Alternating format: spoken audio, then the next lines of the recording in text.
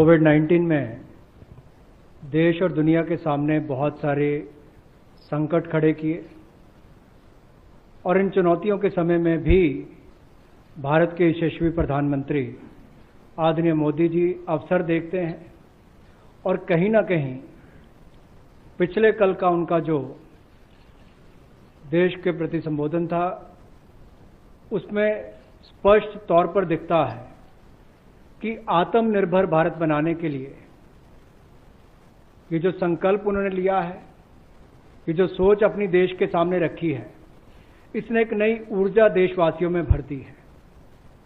जहां अपने घरों तक सीमित थे लोग, आज वो आत्मनिर्भर भारत बनाने के इस संकल्प में जुड़ने जा रहा है और संकट में अवसर देख रहा है। और शायद यही कारण है कि दुनिया के मुकाबले अगर भारत का देखा जाए तो इस लड़ाई में बहुत अच्छे कदम रहे। यहां तक कि दुनिया भर के देशों में दवाइयां तक पहुंचाने का भी संकट के समय में अगर किसी ने काम किया तो भारत की दवाइयों की कंपनियों ने किया, जिसमें भारत को बहुत प्रशंसा भी मिली है।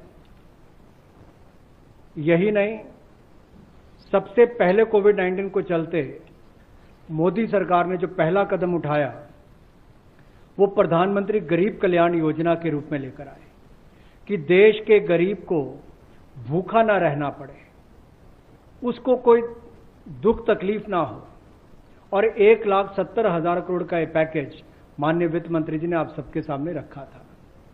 और यही नहीं, कंप्लायंस की कोई दिक्कत ना हो कि आपको कानूनी तौर पर वैधानिक रूप से कोई जो नियमों का पालन कर रहा है उसमें आप रह ना जाएं, तो उसकी भी छूट 3 महीने का मोरेटोरियम पीरियड आपको दिया गया। फिर आरबीआई के माध्यम से भी घोषणाएं हुई जिसमें लिक्विडिटी का फायदा आप सबको मिला, देश के करोड़ों लोगों को।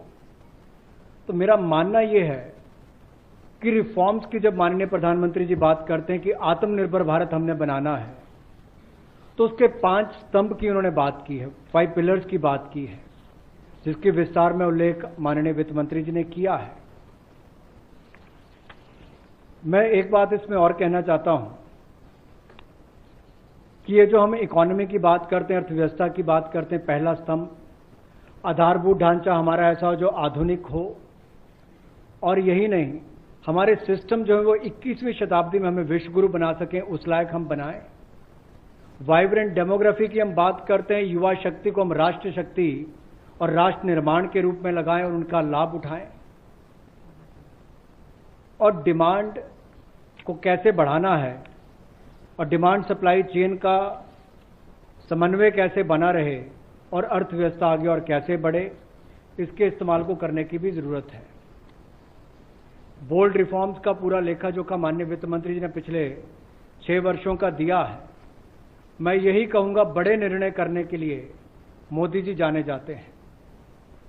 चाहे वो गुजरात में आए भूकंप के समय वापस कच्छ को खड़े करने की बात हो, या आज के संकट के समय भारत में पीपीई और मास्क के निर्माण की बात हो।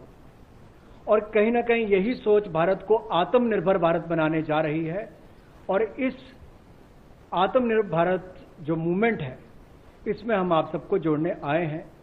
20 लाख करोड़ का ऐतिहासिक पैकेज माननीय मोदी जी ने पिछले कल घोषणा की है और प्रधानमंत्री जी ने हमें निर्देश दिया है कि प्रतिदिन अलग अलग सेक्टर्स को लेकर आप सबके बीच में आकर इसकी विस्तार में हम लोग जानकारी दें।